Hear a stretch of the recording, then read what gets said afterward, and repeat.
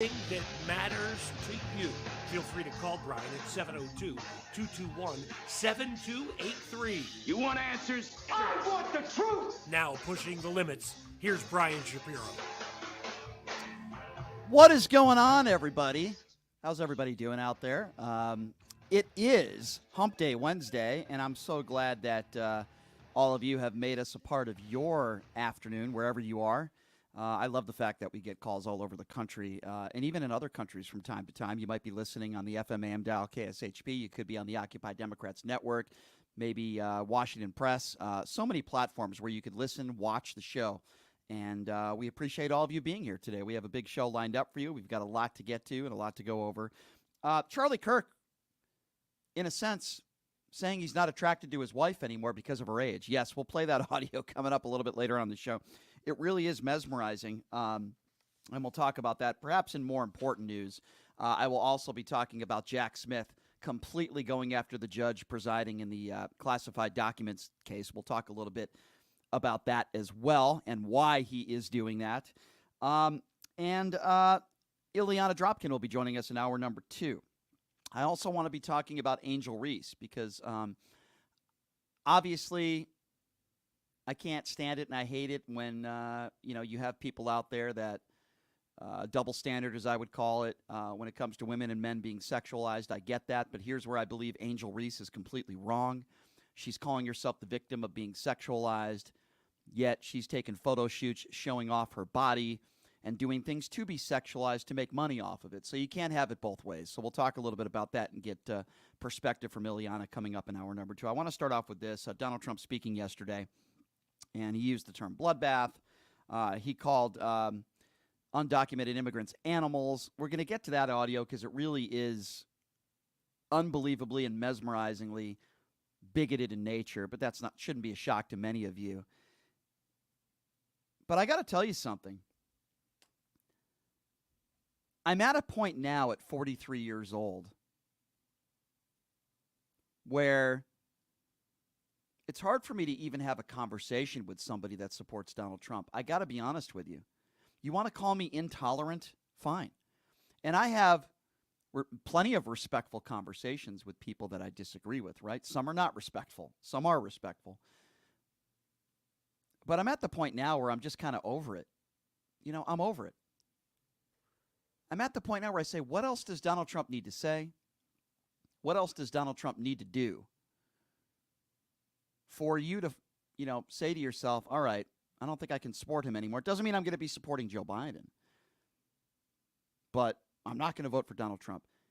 I'm just wondering what else it will take. Now, I understand there are people out there, and there are millions of people out there that are brainwashed. And they can't name one policy that Joe Biden has implemented that hasn't worked. They also can't name one policy that has worked under the Donald Trump administration. They're very uneducated people, and there's really nothing you can do with those kinds of people. You can't have any types of conversations with them. The same kinds of people that say Joe Biden sniffs children's hair and he's a pedophile. The kinds of people that say Donald Trump won the 2020 election. You can't have logical conversations with people like that. I'm sorry, you can't. Because those people are very stupid. I'm sorry, you're dumb. You're a very stupid individual. If you want to call Joe Biden a pedophile and you want to say Joe Biden is a threat to our democracy, but you support Donald Trump, a liable rapist, you're an idiot. I mean, I don't really know what else to say. It's okay to have differences of opinions, and I'm all open to hearing why you don't like Joe Biden, but he's not a pedophile. And Joe Biden is not a sexual abuser. There is no moral equivalent. If you think Joe Biden is too old and you don't want to vote for him because of some policies you don't like, let's have that conversation. I think that's a very fair conversation to have. But these people out there that try to rationalize the behavior of Donald Trump, which they have been doing for years, by the way, I'm over it. I really am. I'm not even going to bring it up to some of the people that I hang out with that might support Donald Trump because it's too frustrating. It really is. And that's not a liberal's point of view. It's not because I have Trump derangement syndrome. It's because you all have Trump fellatio syndrome. That's why. A guy that's facing 91 felony counts, who has crapped on our military, suckers and losers, the stuff he said about John McCain, the things he said about women on looks. I mean, listen, I can go through the list. I do it all the time, on and on and on. And it's frustrating. And I understand that there's, a lot of Republicans in this country. I get that. They don't want to vote for Joe Biden. And while I might disagree with you policy-wise, don't call yourself a good, wholesome Christian and say you're voting for Donald Trump, because that means you have zero credibility. Now, before Donald Trump spoke in Wisconsin, Congressman Tom Tiffey took the stage, a staunch MAGA supporter. And the conversation, or at least the speech, was a little bit about diversity, because, boy, isn't diversity such a terrible thing?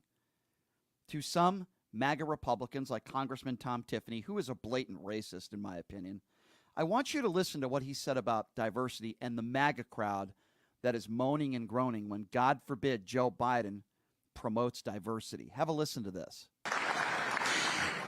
In Joe Biden's America, he has a Department of Agriculture that has they have an agency, the Civil Rights, Diversity, and Inclusion Agency.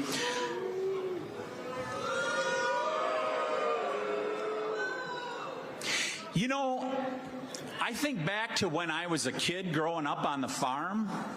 Diversity used to mean when we'd have Jerseys and Guernseys along with our Holsteins. I remember inclusion used to be begging my 7 brothers and sisters, would you let me play on the baseball team in the local neighborhood?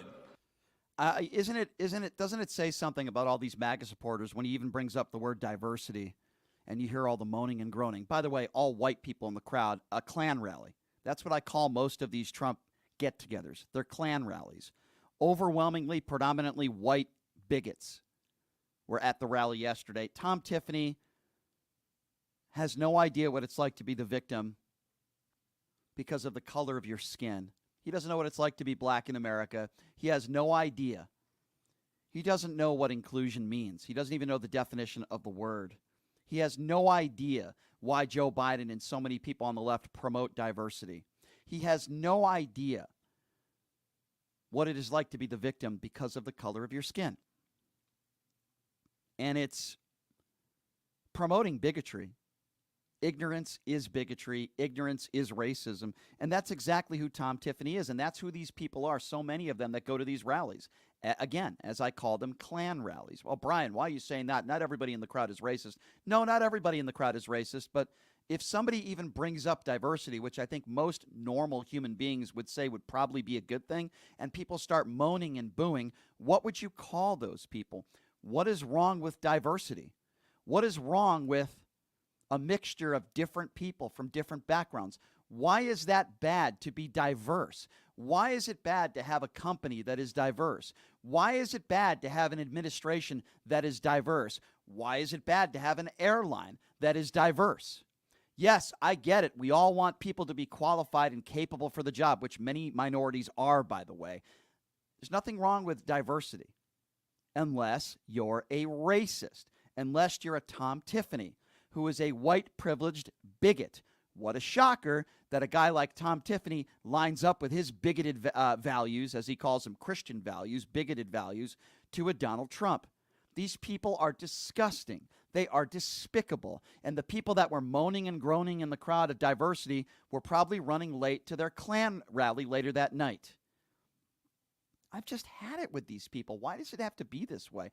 Why can't we all agree, if you're a decent human being, that diversity is a good thing?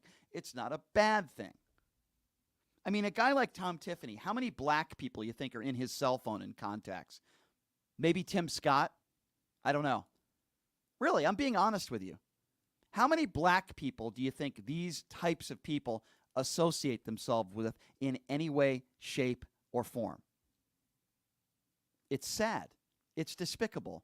And Donald Trump's comments yesterday, again, were despicable. This is an everyday thing for him. And I explain.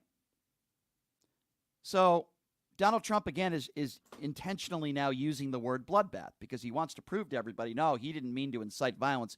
Yet this is the same turd, the same Cheeto Jesus the other day that promoted on his Truth Social imagery of Joe Biden being hogtied. But we're supposed to believe that, oh, yeah, Donald Trump wasn't inciting violence when he used the term bloodbath. So what does he do? He uses it again yesterday. Have a listen to this. But I stand before you today to declare the Joe Biden's border bloodbath, and that's what it is. It's a bloodbath. They tried to use that term incorrectly on me 2 weeks ago. You know, it's all about misinformation. That's all they do is cheat on elections and disinformation, misinformation, fairly closely related, those two words. Yeah. He uses the same word, disinformation, and then says the Democrats cheated in the election. Folks, the irony, you can't make this stuff up. The guy is literally continuing to spread disinformation about the 2020 election, yet he's saying the Democrats are the one that do it. I mean, it's unreal. The irony of it. And yes, there are a lot of dopes in society that still believe everything that Donald Trump says, that he won the 2020 election. Obviously, that's not true and it's a lie, but he's trying to claim that it's the Democrats that are doing it. Yeah, let's give you the benefit of the doubt, orange turd. Let's give you the benefit of the doubt. I'm sure you weren't inciting violence when you used the term bloodbath a few weeks ago. Sure. But can you please explain to me why you put up on Truth Social the other day a picture of Joe Biden hogtied? But yeah, the Democrats, they're the ones inciting violence, right, Mr. Trump? It's not you. Give me a frickin' break. If this was somebody who didn't have the history that Donald Trump had, then maybe I would give them the benefit of the doubt. Not Donald Trump, who has incited violence over and over and over again.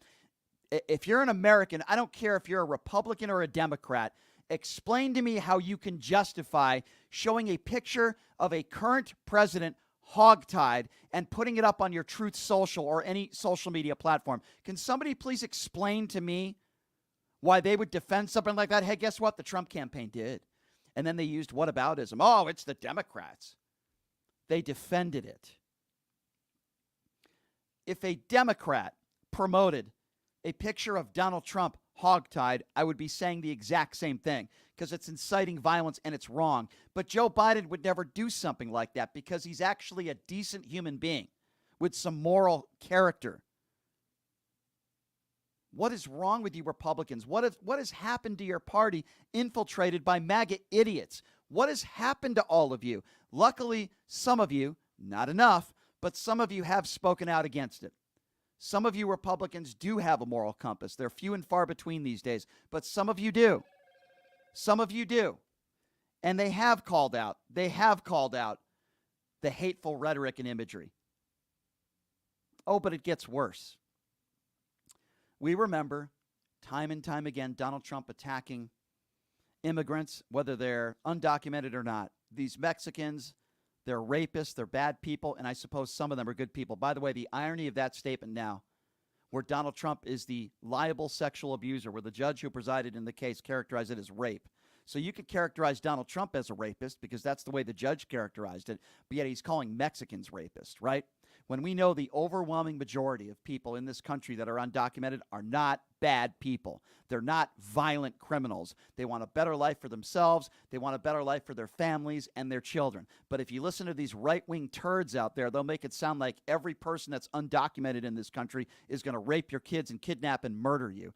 Yes, there are some bad people out there, a small percentage of bad people out there that are coming through the borders illegally that are bad people. I don't want those people in this country either. But stop characterizing all these people that are undocumented as rapists and bad people. That's what Donald Trump and his bigoted supporters do every single day, and I've had it. And that's what he did in his speech yesterday, where, again, he referred to these undocumented immigrants, so many of them good people, not bad people, so many of them seeking asylum. He referred to them as animals. Have a listen to this.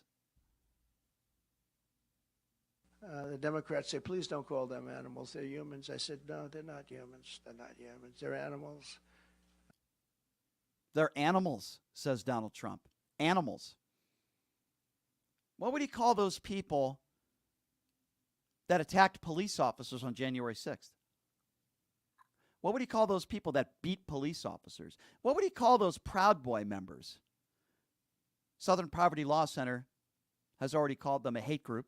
I would agree. You might as well call yourselves the Ku Klux Klan. He told them to stand back and stand by. He won't call Proud Boy members animals. Has he called Ku Klux Klan members animals? Has he called white supremacists animals? No. What's the difference? What's the difference between what a Ku Klux Klan member or a white supremacist?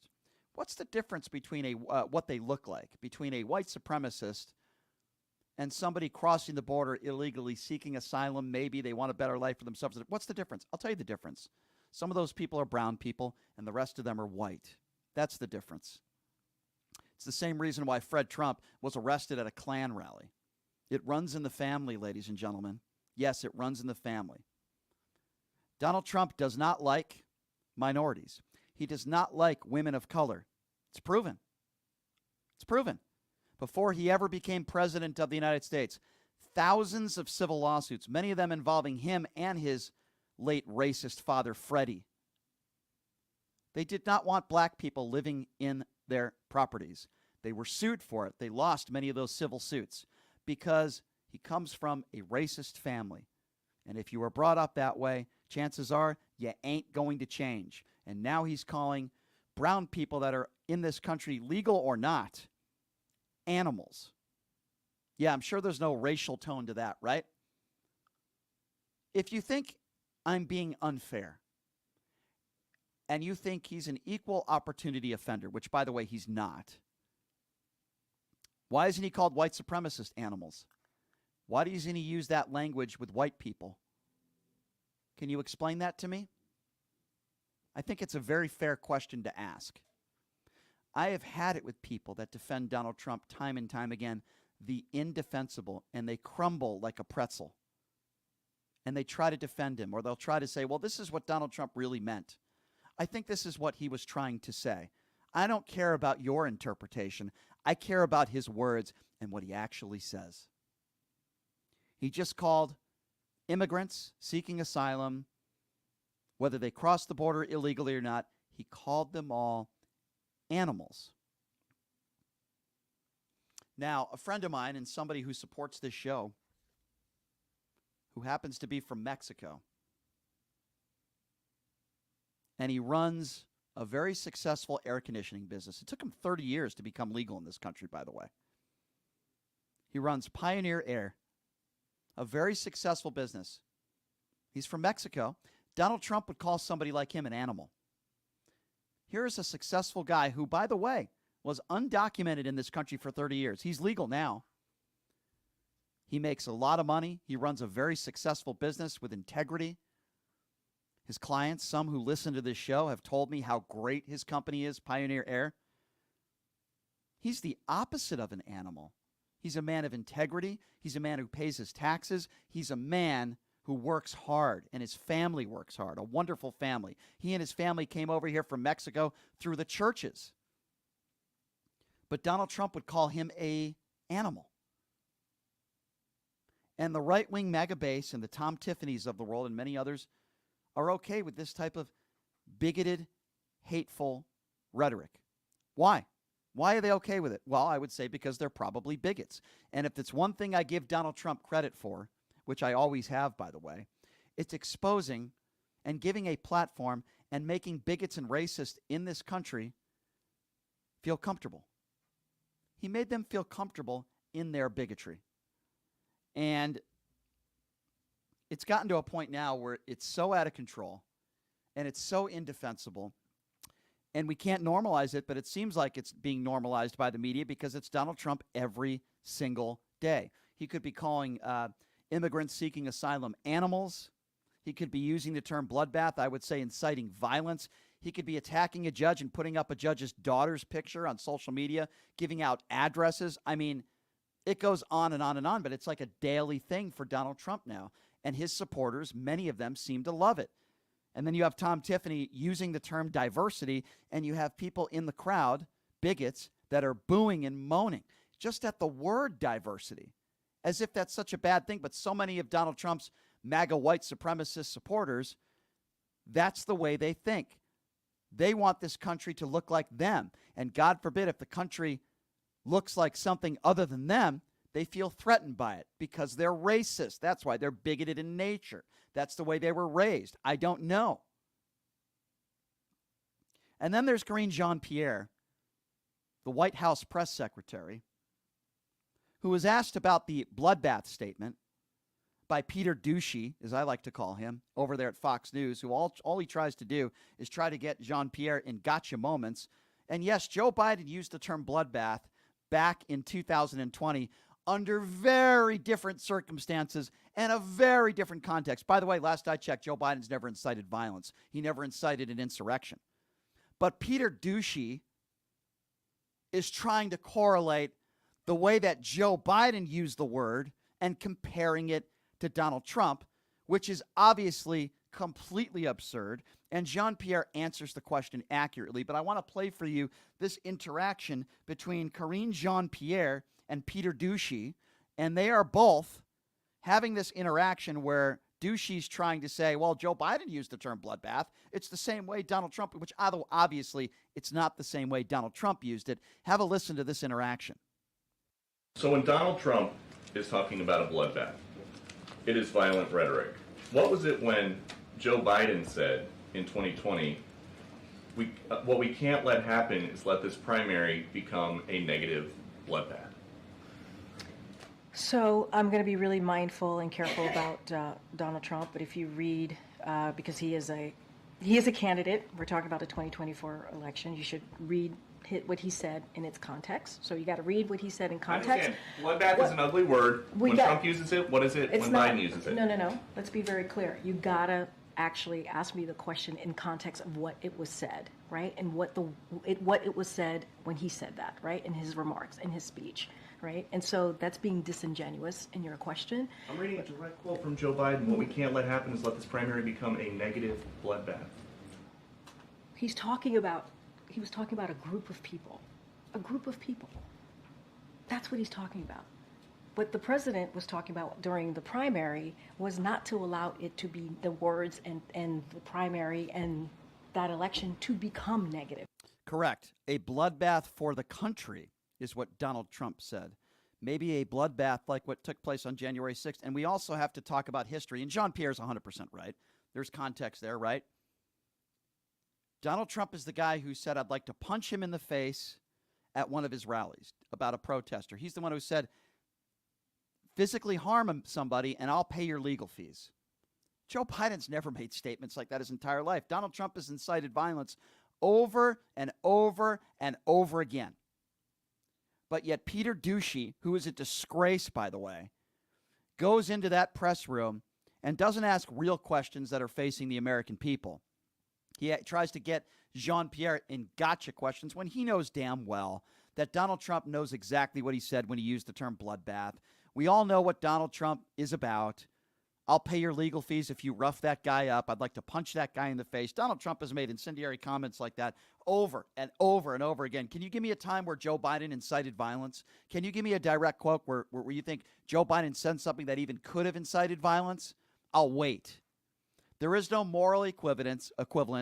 Joe Biden is a man of moral dignity and character. Doesn't mean you have to like his policies. Joe Biden is a man of dignity. Donald Trump can't spell that word. He has no dignity. He has no character. The draft-dodging buffoon, Orange Cheeto Jesus, is somebody who is a disgrace. And if you don't believe me, ask anybody, ask any of his ex-wives. You know, any woman that's ever been in his life. Yeah, I'm sure Melania Trump is deeply in love with Donald Trump. They look like a couple that is deeply in love. She has the contractual obligations. We all know that. And we're going to learn a little bit more about how Donald Trump treats women on April 15th in the hush money case involving Stormy Daniels, who's going to testify.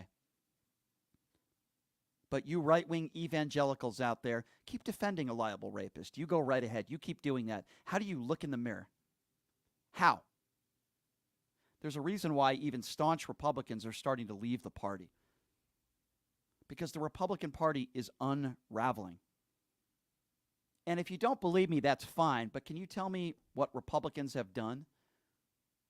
The House and the Senate? What bills have Republicans passed where you can say to yourself in the last 20 years, wow, that really helped America.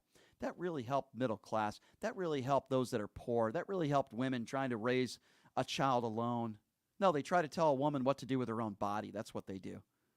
And then after that woman has a child, they're against virtually every government program that could help that woman raise that child. It could be food stamps, could be welfare, could be maternity leave.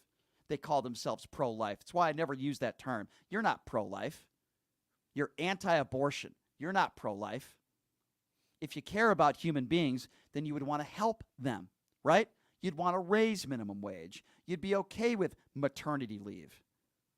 You'd be okay with universal health care. You wouldn't be bitching and complaining about Obamacare. Oh, yeah, we're going to have a replacement plan in 2 weeks. Never came. Because they're full of crap. Some of these Republicans, they want to get rid of Medicaid. They want to get rid of Medicare. They want to get rid of Social Security. That's not by accident. That's who these people are. Oh, we're not going to overturn Roe versus Wade.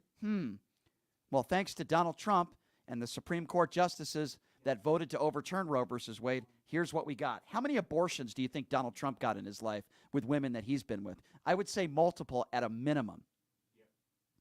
But here's the same guy who wanted to overturn Roe versus Wade because the base loves it, right? Let's tell women what to do with their own body. We don't want government control. You can't force us to get a vaccine, but we're going to tell a woman what to do with her body. They are the biggest hypocrites in the world. It is utterly gross. It is disgusting. And I go back to what I said at the beginning of this segment. I have had it with these people. I am intolerant. Go ahead and call me intolerant of people who spread bigotry and hatred, who treat people differently because of the color of their skin, who treat people differently because they're not like them. Their sexuality, debatable, by the way, might be different. Or that person is transgender. I'm not going to allow those people to get married. I'm not going to allow that person to read a book to my children because the sky is falling. But hey, let's make it easier for bad people to get their hands on guns. I have had it with these people. And I wasted a couple hours last night debating some of these people. I've had it. They are so gone, and they are so lost, and they are so dangerous for this country. You think the Democrats are dangerous to this country? Tell me why. Because they promote diversity? That might be dangerous in your MAGA racist head. How are Democrats today in 2024 dangerous for the country? Boy, I'd love to hear from you, and I'd love to hear you tell me why. Are you okay with Donald Trump calling migrants seeking asylum, whether legal or illegal, animals? Are you okay with that? Are you okay with the way he uses the term bloodbath? Are you okay with him putting up imagery of Joe Biden hogtied? Are you okay with that? Love to hear from you. Love to try to hear you bend like a pretzel and try to defend Cheeto Jesus. I am going to open up the phone lines, and I do want to get your thoughts on Donald Trump's statements yesterday and why Republicans not only are obsessed with diversity, but why Republicans thinks it's so bad for the country to be diverse. The person who spoke, Congressman Tom Tiffany, before Donald Trump took the stage, brought up diversity and how horrible diversity and inclusion is. You know, no. He actually thinks inclusion is something totally different. And I'll take your phone calls on that. Number to call, 702-221-7283. And again, the number to call if you want to be a part of the conversation. We're going to take some phone calls on the other side of the break. I want to get your thoughts on this. We'll get to Charlie Kirk's comments about women a little bit later on in the program. But I want to get your thoughts on this, and I'm opening up the phone lines. Are you okay with Donald Trump talking about migrants who are seeking asylum or those who even come into this country illegally? Are you okay with calling them animals? That's what Donald Trump did. He called them animals. 702-221-7283. And again, the number to call if you want to be a part of the conversation, 702-221-SAVE, 702-221-7283. We're going to take a quick break, and we will be back in 60 seconds. You are listening to Pushing the Limits right here on KSHP. My name is Hunter Kane, and I'm talking with you for a call to action for our veterans in Clark County. Who is Hunter Kane? Well, I'm a decorated combat veteran, veteran community leader, and candidate for Clark County Commission. You know, no veteran has served on the commission in nearly 30 years, which is why our veteran homelessness, unemployment, and suicide rates are out of control. So here's the call to action. June 11th, vote veteran, vote Kane for Clark County. Let's rally behind someone who's been in the trenches, who knows the sacrifices, and who's committed to making a real difference. Join the campaign by searching Elect Hunter Kane on social media or go to www.electhunterkane.com. Did you know that 99% of air conditioning issues start with airflow issues? Well, guess what? Pioneer Air has your back. They've been operating for 20 years in the industry within the Las Vegas area, large enough to handle all your air conditioning and heating needs, but small enough to know your first name. Pioneer Air focuses on preventative care, much like wellness checks for humans. They believe in wellness checks for air conditioning and heating systems to extend the life of the system you own. So what are you waiting for? Schedule your wellness check with Pioneer Air today. The number to call is 702-831-4840. Here's the best news. Mention this ad and you'll receive 10% off. Call Pioneer Air today. 702-831-4840. That number again, 702-831-4840. Hey everybody, are you struggling to find a pizza place that reminds you of Brooklyn? That true blue New York style pie? Well, worry no more. Stallone's Italian Eatery Pizza is a knockout. We're located at 467 East Silverado Ranch Boulevard, just off of Premier Road, half a mile east of South Point Casino, just minutes from the Las Vegas Strip. Come by and grab a slice of pie. Plus, check out our Brooklyn-inspired Italian cuisine. Our sandwiches are super. Hero, that is. Because why be a sub when you can be a hero? Stallone's Italian Eatery is here to serve you phenomenal food, Vegas. Forget about it.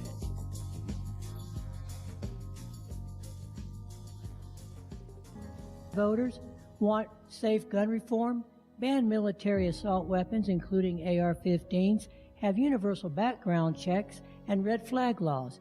I am Eva Chase, a candidate for Nevada State Assembly District 16, U.S. Air Force veteran, college graduate, progressive independent candidate, fully transitioned transgender woman, former lieutenant governor candidate for Nevada in 2022, where I received 7,212 votes in the Democratic primary. Follow me on Facebook, X, Instagram, TikTok. Donate to my campaign bot fund account and stay progressive. Who would have thought there'd be so many kids playing ice hockey in the desert? Jake Helb's Hockey Foundation and the Las Vegas Ice Warriors, founded by Gina Yusufzai 8 years ago, made it possible for families who can't afford the equipment and fees. Donate today at www.hockeyforkids.org and help us continue making a difference. Join us in supporting Jake Helb's Hockey Foundation and the Las Vegas Ice Warriors, where every kid gets a shot at the starting line. Just a reminder, our website is www.hockeyforkids.org. Residents of Las Vegas Ward 5, are you ready for a brighter future? I would like to introduce myself, Dr. Erica Smith, your People's Choice for City Council, with a vision for progress and the fortitude to make it happen. I am committed to moving us forward. I am not just a candidate, I am a fighter for you. With myself on the City Council, you can expect a real change and a community that thrives. Vote for Dr. Erica Smith, because together we're building a better tomorrow. To learn more about me and my campaign, go to www.ericaforlasvegas.com, paid for by the Vote Dr. Smith Committee.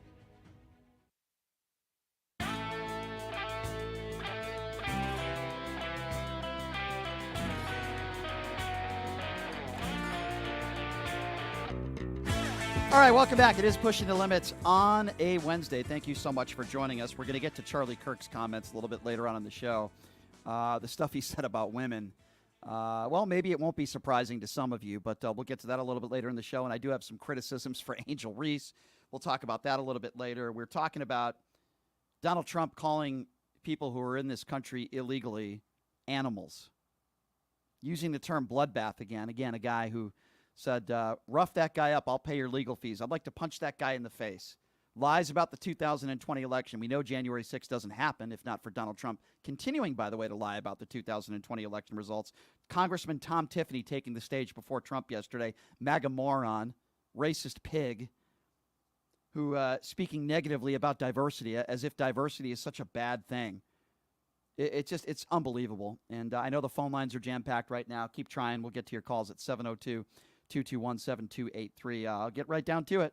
I take people, agree or disagree, try to defend Donald Trump and his behavior and the statements he made yesterday. Let's start off with Herb. Herb is first up on Pushing the Limits. Hello, Herb. Hey, Brian, how you doing? Thanks for taking my call. Sure. Let me ask you this. Brian, was he referring to all illegals over the border as being animals? Everybody? So in the statements he made yesterday, which I played, he didn't characterize it as only... No, you played part of it. You didn't play it all. So, Herb, what was he referring to then? Herb, what was he referring to? He was referring to the guys that murdered that girl down on the border, and he was referring to the criminals that had come over the border and had committed crimes. So, Herb, that's not what he said. I could only go by the words. What did he say? Play the whole tape. Okay, I played the clip, and I'm not going to play it again just for you. No, you played the edited version, Brian, like you always do. Herb, I'm telling you this right now, and I'm saying it respectfully to you. I didn't edit any audio. So here's what I'm going to do. I'm going to give you now the microphone to my producer. I gave him the cut. He didn't change the audio or switch anything around, Herb. But I'm doing this just for you, and you probably still won't believe both of us. But go ahead, Justin. Justin, did we? Don't do it. Hey, Herb. Listen. Hey, Herb. Hey, Herb. Hey, Herb. This is your Shut time. up, Herb. Yeah, Herb, this is your time to be quiet. I'm talking to my producer now because you're the moron who's claiming that we edited something. Justin, did we change the audio around at all? I didn't edit anything. Thank you. Okay. So, Okay, Herb. you Oh, didn't no. edit anything. No, Herb. But Herb. you played Herb. the whole clip. Herb. You're the one who shuts up now because you're the one who made the claim that's not true. Now, I know you can't defend Donald Trump's rhetoric and the hateful statements that he makes. Now, Herb, any reasonable individual would say anybody who murders somebody, is an animal, a despicable person. When Donald Trump said that these Mexicans crossing the border are rapists and bad people, and I suppose some of them are good people, he wasn't just talking about criminality. He was talking about Mexicans in general, and we've played that audio on this show as well. So now I have a question for you, Herb, because I answered your question, and I answered it honestly and accurately, and I know your MAGA brain can't handle it. But, Herb, now I'm going to ask you a question, because that's how this show works. You asked me a question, and now I'm going to ask you a question. I guess it's a multiple question, Herb. When in general, now that we've established, he calls people animals, or even worse, when he says, I'll pay your legal fees if you rough that guy up, or I'd like to punch that guy in the face. Or I'll take it even a step further. You could just answer this question for me, Herb. I don't want to confuse you. Are you okay with the former president, who you still support, I would imagine, putting imagery up on Truth Social of Joe Biden hogtied? It's a very simple question, yes or no. Because I'm not taking... I don't have a problem. Brian, I don't have a problem with it. Good. You don't have a problem with it. Hey, Herb, when Hillary Clinton called people like you deplorable, she was right. You call into this radio show, and you think that he was just using the term animal towards the murderer, which, by the way, is not true if you listen to the whole thing. And then I ask you what is a very reasonable question, Herb. And I am so disappointed in even somebody like you. Yes, Herb. You're okay with the front runner of the Republican Party who wants to be the president of the United States again. You just said on a radio show with many people, thousands of people listening, Herb, that you are okay with imagery endorsed by the leader of the Republican Party, of the current president of the United States, hogtied. Now, Herb, here's what I'm going to do. I'm going to give you another opportunity, and I want you to think for a minute. Because I would hope, Herb, that you're better than that. Because it shouldn't matter whether you're a Republican or a Democrat. If Joe Biden did that, I'd be saying the exact same thing. Imagery of Donald Trump hogtied, I'd be saying the exact same thing. So, Herb, I'm going to give you an opportunity to retract, and I'm going to give you an opportunity again to answer this very simple question. And then maybe we can move the conversation along, because I'd like to do that with you. Herb, are you okay with the former president of the United States endorsing imagery and putting it on his Truth Social of the current president of the United States hogtied? Yes or no? Brian, I already answered the question. Okay, have a nice day. 702-221-7283 is the number to call. 702-221-7283. Sadly, there are a lot of people in this country like Herb who are just despicable. Herb, you are despicable. Anybody, it's okay to have differences of opinions. There is no difference of an opinion here. Anybody, Republican or Democrat, and putting up that kind of imagery, and the fact that you are okay with it is really despicable on your part. I don't know how you look at yourself in the mirror. How despicable can you be? So disappointing. 702-221-7283. Let's go to Jeff. Jeff is next up on Pushing Limits. Hello, Jeff. Hey, Brian. How you doing? Good, man. I'm exhausted. How do you think I feel? Well, you can handle it better than me. I can't handle it anymore. I just can't. Yeah. I can't. I'm with you. I'm with you. I understand. I'm with you. The hypocrisy alone is mine. I open my eyes every morning, and I swear to you, I wonder, is this real? Is this really happening? Yeah. Yeah, it is. It is. How? I'll never know. Jeff, I'll never know. Jeff, how can anybody be okay with that? How can anybody be okay with imagery of a current president hogtied and say, oh, I don't have a problem with that at all? How could anybody be a human being of any sense of moral compass or decency and be okay with that? I don't even know anymore. I don't know. Exactly. But welcome the hypocrisy because yes, you're right. When something like that, you see something like that or you hear something like that, it's either right or it's wrong. And I don't care where it's coming from. I hear a story, I'm either like, well, that doesn't sound right, or it doesn't. But in their world, it depends on, it's coming from him. So again, we're going to talk for him. We're going to explain to everybody what he really meant. And it just goes on, and I can't take much more of it. What do you think, Jeff? I'm with you. What do you think, Jeff, Republicans would be saying today across, all forms, all different types of Republicans?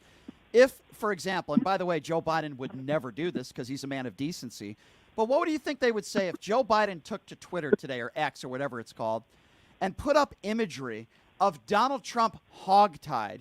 What do you think Fox News and OAN and Newsmax and Sean Hannity and Mark Levin, they would? What do you think they would say today? You could use that example a million times, can't you, Brian? Yeah. Right? Yeah. I mean, I understand. Of course, how wrong it is. And yes, you would all be right. But it doesn't work one way and then work the other. Again, the hypocrisy is just mind-boggling. It's what's wrong is wrong. But again, it's they've been defending him from day one, and it started with the little things, right? And the defense of it had just never stopped. Grab him by the P word. Oh, it was just locker room talk. Injecting yourself with disinfectant. Oh, he was just joking. Inciting violence on General Miley, saying that he should be executed. They would have executed him back in the day. Oh, that's not what he meant. He meant something else.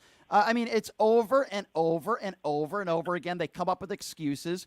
And, Jeff, I appreciate your call, my friend. I feel your frustration because I'm at that level as well. I really am. I'm at that level. Thank you, Jeff, for the phone call. Appreciate you. 702-221-7283. Let's go to Misty. Misty's next on Pushing the Limits. Hi, Misty. Hello. Hi. What's on your mind today? Everything. I just think this whole election business and everything going on with Donald Trump, I think after the pandemic, people forgot about the hardships we went through. Right. During the pandemic, they forget that Donald Trump had an email days before this whole thing hit, and he chose to ignore it. Mm-hmm. I think Trump standing up and saying he's fighting for police and for people and for whatever he's fighting for, I don't even know anymore. He's only fighting for himself. That's the only person he's fighting for. Exactly. He's not fighting for his family. He's not fighting for everyday Americans. He's not even fighting for the white elitists that hang out at Mar-a-Lago. He's only fighting for himself. That's the only person he's ever fought for is himself. He exactly. Yep. That's what makes me so angry is he sits up there and he mocks people and calls people names. Well, some people have some disabilities. Okay, Joe Biden has a speech impediment. Sure. And, at the end of the day, I compliment Joe Biden because the fact that he's his age and still standing up for Americans versus retiring just to be the one runner-up that can possibly beat Trump. Right. And I think angry Americans, lean on Trump because, when you're poor and you don't have very much, and you're being taken advantage of, and Trump promises all these things to you. At the end of the day, if Trump's reelected or even president, they're not going to get or see any of that, whatever promises he's making, which is very much. You're right. And you know what? Angry. You're right. And let's be fair here because you talked about disabilities. Some people have very small hands. Some people are morbidly obese, and some people are very quick to the finish line. I don't know if that's a disability, but I would never make fun of Donald Trump for all those disabilities. I would never do that. Of course not. Of course not. Of course not. No, of course not. Well, where are you calling from, by the way? You sound like a lovely lady. Where are you calling from? I was in Sacramento, California is where I'm from. Sacktown. I love it, man. Go Kings. And I think it even made me angrier, even in 2020 when he was trying to rerun for president. It just makes me angry. Here's a man who didn't look at what the pandemic was doing to Americans. He comes up with these bright ideas to inject bleach and all this other weird stuff. This man is just a criminal a con. He's conned his way to the top. You're not going to get an argument from me, and I appreciate your phone call, and thank you for calling in from Sacramento. I love Sacramento. You have a great rest of your day. Thank you. 702-221-7283 is the number to call. Let's go to Bobo, who's next up on Pushing the Limits. Hello, Bobo. Hey, how are you doing? I'm doing all right, my friend. You know, I'm not a Trump fan, and I'm sorry that Biden is such. He has lost his ability to really lead the country. Why do you say and that? I think. How do I know that? Well, why do you say that? Well, I guess is my question. Whenever I can't remember the guy's name that testified before Congress that said he had his memory problems and he was not able. Go ahead. No, I'm listening to you. So he said he was a man without a great memory, but also said he had a photographic memory. So he was. Yeah, I guess you didn't listen to the whole testimony. But let me ask you a question. Would you say Donald Trump is fit to be president? You think he's got good memory? Well, I don't really. I'm not a Trump fan. I didn't ask. All. No, I get that, sir. I appreciate you saying that, but that wasn't my question. I'm asking if you're a fan. You're saying Joe Biden's not capable of leading the country because of what Mr. Hearst said about memory. So my question to you is: do you think Donald Trump is capable of leading the country? You think he has good memory? That's my question. I know you're not a fan, but do you think he has more leadership qualities and good memory? No. Okay. So absolutely not. Okay. He is old, and I mean, you just watch his banter as he talks. He's just not able to really. Sir. So we agree. We agree on that. So let me ask you another question, if you don't mind me asking, sir. If it's Joe Biden versus Donald Trump, who are you going to vote for in November, and why? You know, I've only voted one time in my life. I'm 67 years old. Gotcha. And I voted last time, and I voted for Trump. And I can't really say that I'm happy about it, but I can't say I'm happy about that either. But I lost. The first time in my life I voted, I lost. Okay, so I hear. Hold on. So let me phrase the question like this. Okay, you're not a Trump fan anymore. I get all that. After January 6th, the insurrection, the 91 felony counts, the liable rapist stuff, the 26 women that have accused him of sexual assault or rape, including his ex-wife, calling migrants animals, the list goes on and on and on. Are you telling me that, well, you're a little concerned about Joe Biden's memory, so that might give you reservations, so you might not vote for Joe Biden over Trump? Is that what I'm getting from you? I would never vote for Trump. I would never vote for Biden either. The reason why I wouldn't vote for Biden is because, well, honestly, my neighbor just got broke into by some illegal migrants. Okay. And you know, they did awful things. I don't want to go into the details about it. Okay, but hold on. We don't need to go into details. You said you'd never vote for Trump, but you just told me you did vote for Trump. I did, and I'll never do it again. Did you vote for him twice? No. Oh, okay. Well, who did you vote for? I've only voted once in my life. Okay, I'm 67. I understand that.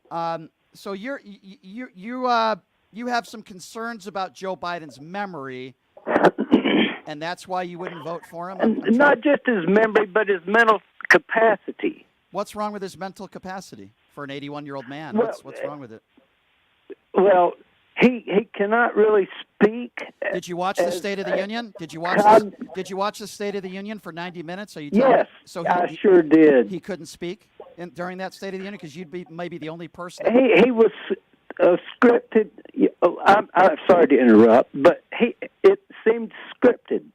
So does Donald Trump not read a teleprompter either? Oh my God, Trump is just. Okay.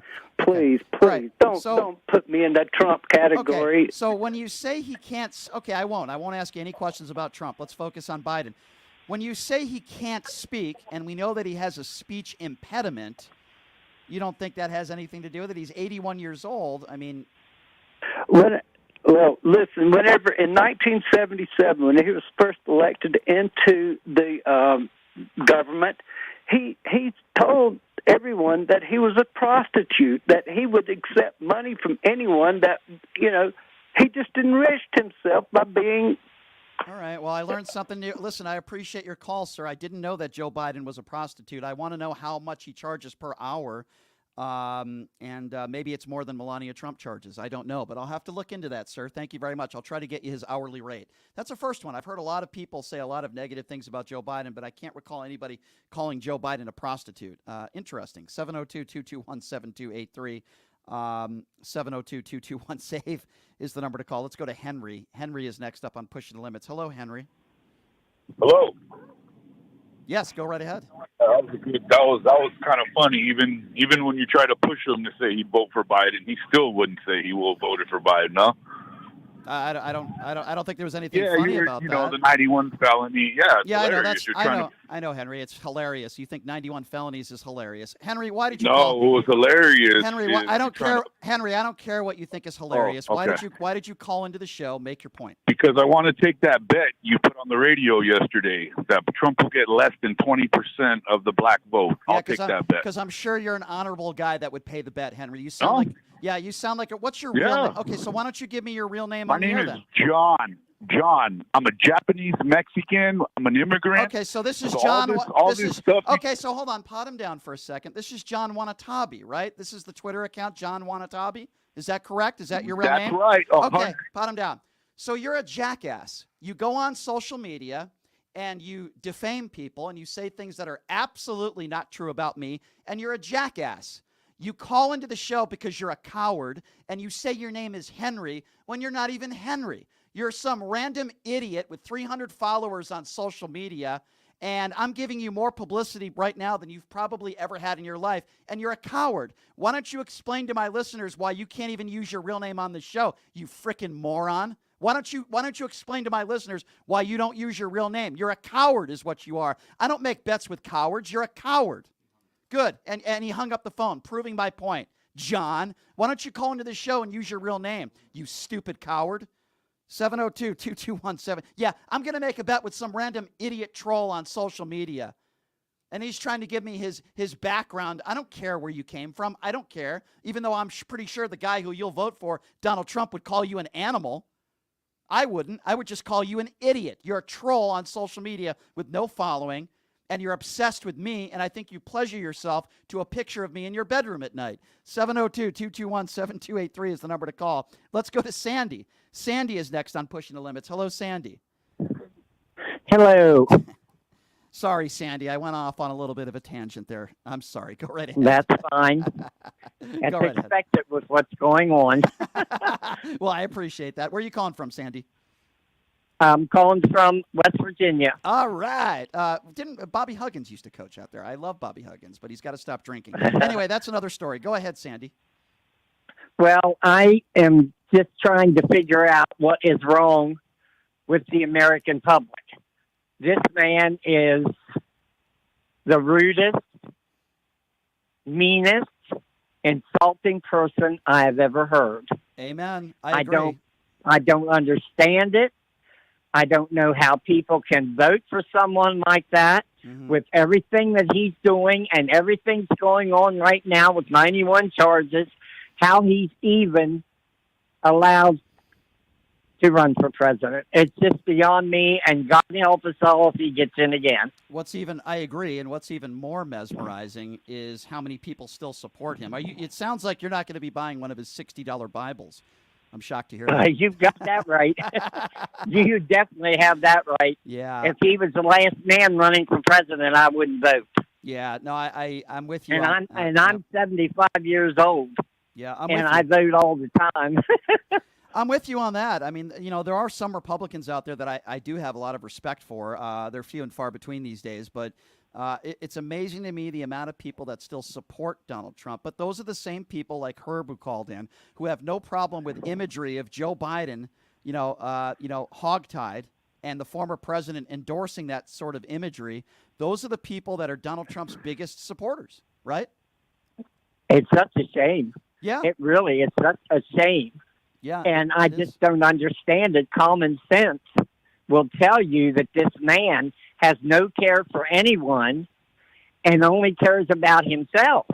Yeah. And he's not worried about running the United States. He doesn't know how. He only knows how to put up buildings. Yeah. Yeah, no, you're right. Listen, you are 150%. What are people in West Virginia saying? I mean, what do you think? What's going to happen in West Virginia? I don't know. Really, I have no idea, but I know it makes me physically ill to think he'd be elected again. It makes me ill as well. I'm with you 150%. I don't even enjoy mixing it up with these people like I used to because it's so frustrating these days. It's like every day it's something new. But we got to keep the fight. There's too many good people out there like you who are good, compassionate, reasonable people that are going to vote for an older guy who is compassionate, who has a moral compass over a rapist. And I'm so glad that there are people like you out there. I wish there were more. But well, thank you so much. Yes. I do too. I know. Well, you sound like a lovely lady. You have a great rest of your day, okay? You too, and thank you. God bless you. God bless you Bye-bye. as well. All right, so here's what we're going to do. I have Arlene, Kathy, Joseph on the line. I promise I'm going to get to all of your phone calls on the other side. Ileana Dropkin's going to be joining us hour number 2. Speaking of despicable, speaking of animals, Charlie Kirk. I have some audio. Ileana's not despicable. No, absolutely not. But Charlie Kirk is. Charlie Kirk is. And Charlie Kirk is going to be, he's not going to be joining us next, thank God. But I have some audio to play from you from Charlie Kirk, who, if you listen to what he says, he's actually insulting his own wife. It's unbelievable. We'll play some Charlie Kirk audio for you next. And we'll get to your calls on the other side of the break. I want to tell you guys about my good friends at Jackson's Bar and Grill, located at Flamingo and Jones. In fact, I'm going to probably hit up that place for lunch a little bit later today. I love it. Great food, great atmosphere, great bartenders, great gaming there, too. Great place to watch a Vegas Golden Knights game. I know Brian Slipok over there at Jackson's is a huge Vegas Golden Knights fan, and those games are on. They have some great pass-the-puck promotions, a chance to win some free play. It's a great place. I love it. It's my favorite gaming bar in Las Vegas. Please check it out. Jackson's Bar and Grill, located at Flamingo and Jones. We'll get your calls on the other side of the break. Ileana Dropkin's going to be joining us next. We have plenty more to get to. Stick around. Don't go anywhere. It's Pushing the Limits right here on KSHP. My name is Hunter Kane, and I'm talking with you for a call to action for our veterans in Clark County. Who is Hunter Kane? Well, I'm a decorated combat veteran, veteran community leader, and candidate for Clark County Commission. Do you know no veteran has served on the commission in nearly 30 years, which is why our veteran homelessness, unemployment, and suicide rates are out of control. So here's the call to action. June 11th, vote veteran, vote Kane for Clark County. Let's rally behind someone who's been in the trenches, who knows the sacrifices, and who's committed to making a real difference. Join the campaign by searching Elect Hunter Kane on social media or go to www.electhunterkane.com. Did you know that 99% of air conditioning issues start with airflow issues? Well, guess what? Pioneer Air has your back. They've been operating for 20 years in the industry within the Las Vegas area, large enough to handle all your air conditioning and heating needs, but small enough to know your first name. Pioneer Air focuses on preventative care, much like wellness checks for humans. They believe in wellness checks for air conditioning and heating systems to extend the life of the system you own. So what are you waiting for? Schedule your wellness check with Pioneer Air today. The number to call is 702-831-4840. Here's the best news. Mention this ad and you'll receive 10% off. Call Pioneer Air today. 702-831-4840. That number again, 702-831-4840. I'm Eva Chase, a candidate for Nevada State Assembly District 16, former Lieutenant Governor candidate, Progressive Independent Democrat, U.S. Air Force veteran, college graduate, fully transitioned transgender woman. I support women's rights and veterans and unions and other progressive ideas. Please donate to my campaign on Spot Fund and follow me on Facebook, Instagram, TikTok, and X. Stay progressive, everybody.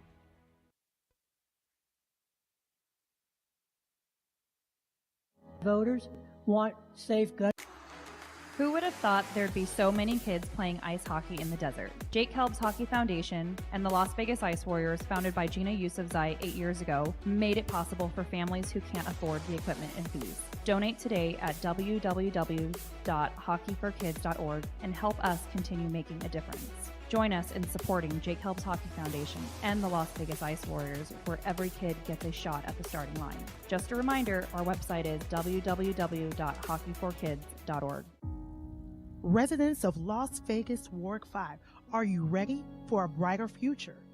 I would like to introduce myself, Dr. Erica Smith, your People's Choice for City Council, with a vision for progress and the fortitude to make it happen. I am committed to moving us forward. I am not just a candidate, I am a fighter for you. With myself on the City Council, you can expect a real change and a community that thrives.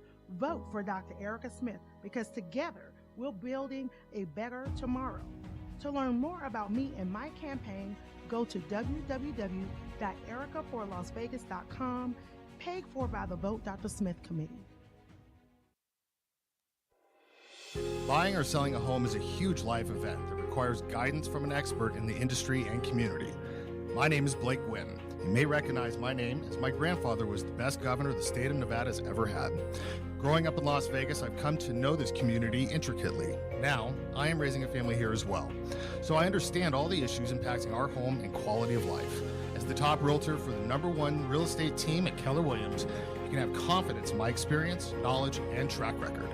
When it comes to buying, selling, or investing in real estate, choose a name you can trust and someone who understands the community you call home. Call Blake Wynn today and experience the difference of a trusted expert. 702-540-3311.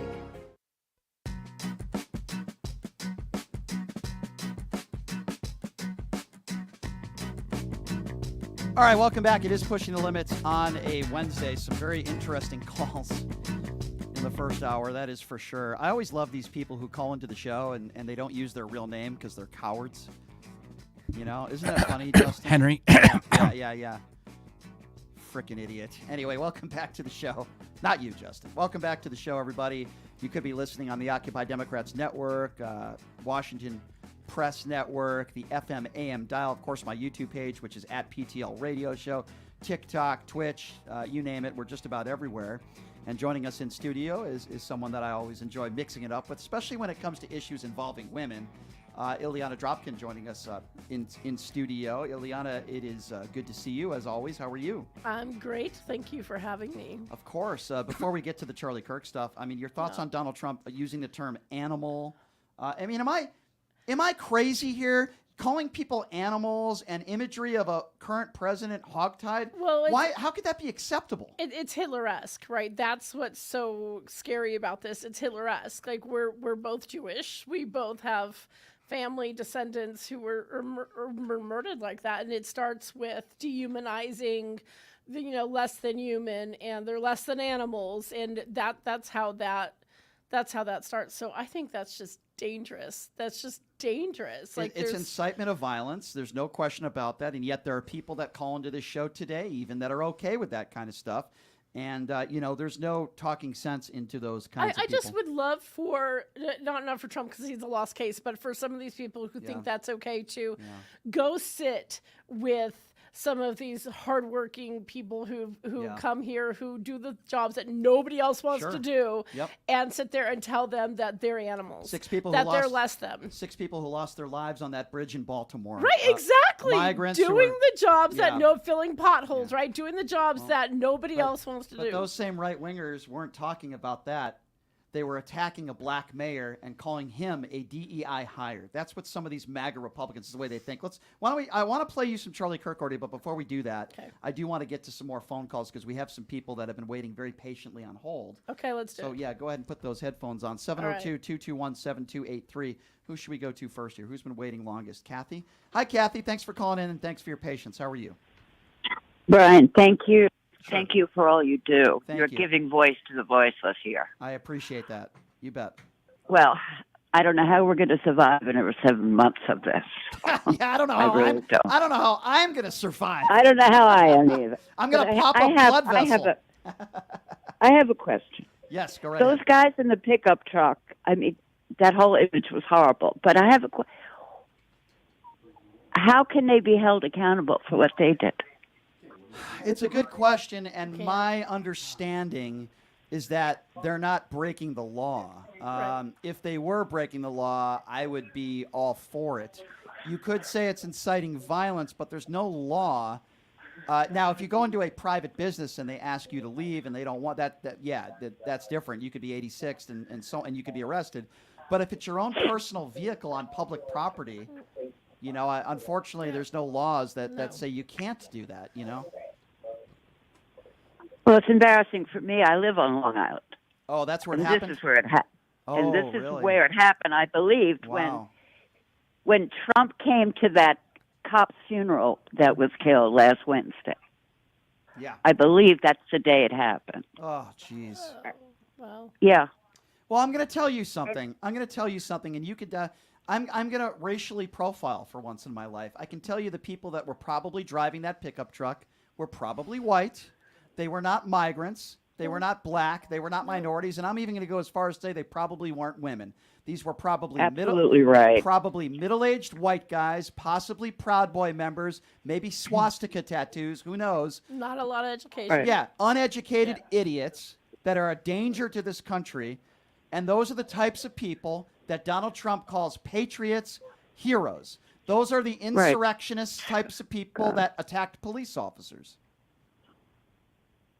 You're absolutely right, Brian. Yeah. Well, I appreciate I appreciate you. I won't hold you. What's well, that? thank you for what you do. Well, that means a lot to me, and I appreciate it. And if not for people like you listening, I wouldn't be here. So and please make sure you vote and get all of Yes. your neighbors. Are you and kidding? I'm relatives riding vote. with Biden. All right. We are too. Please vote. I know that. That's what I like to hear, dear. All right. Thank you so much for calling in Long Island. I love it. Thank you. Former Yukon Huskies. No, that was Rhode Island. I apologize. I'm confusing Long Island with Rhode Island, but the former coach over there, of course, is the current coach for the Huskies. All right, Ileana, let's get to some other calls here. 702-221-7283. I love getting calls like that. It lowers my blood pressure. Yes, you know? I could tell. It calms me. It makes me feel warm and fuzzy inside. I just racially profiled a MAGA supporter, so now they can all come after me. Go ahead. 702, because I'm sure somebody who drives a pickup truck. I'm not sure that's racially profiling. Yeah. It's just MAGA fact. profiling. Like just, I'm sure somebody who drives a pickup truck and has imagery on the back of MAGA stuff and Joe Biden hogtied, I'm sure it's a good, wholesome, person that cares about people. I'm sure. 702. Lovely. Yeah, lovely person. 702-221-7283 is the number to call. Let's go to Joseph. Hi, Joseph. What's going on, man? Yeah, hey, Brian. First of all, I've been here. Here's my piece. Now, the story about Trump and calling those immigrants animals, and talking about bloodbath, that this is probably the same guy who brought bloodbath to the American Capitol and attacking those Capitol police officers, and one of them died from a stroke. Makes me think that this is what Trump is doing. Like I say, he's reading Mein Kampf, and he doesn't care about those police officers who got killed. No. He only cares about those Trump-supporting animals, as I rather call them. It's interesting, Joseph. He'll never call those January 6th insurrectionist animals. In fact, he'll call them patriots. But God forbid, somebody might be in this country illegally. Somebody might be seeking asylum and a better life for their family, working a $5 an hour job. But Donald Trump will call those people animals. That's my thought exactly. That's all he cares about. He only cares about the Ku Klux Klan and those other white supremacy groups. I bet he learned that from one of his relatives who got arrested. His father, yeah. Yeah, Freddie, who, by the way, you want to talk about worst father in the planet, it might be Freddie. Look at what he did to his son. Yeah, I do put some responsibility on Freddie. Yeah, Freddie Krueger Trump, who got arrested at a Klan rally. Really, I'm sorry. That's what a lot of these rallies are. Yeah. The rally yesterday in Wisconsin, I don't know if you heard this, Ileana. I played a little bit of the audio. The rally in Wisconsin where you had this Congressman, Tom Tiffany, talk about how horrible diversity is. And, oh, boo. It's like you're at a Klan rally. Yep. These are Klan rallies.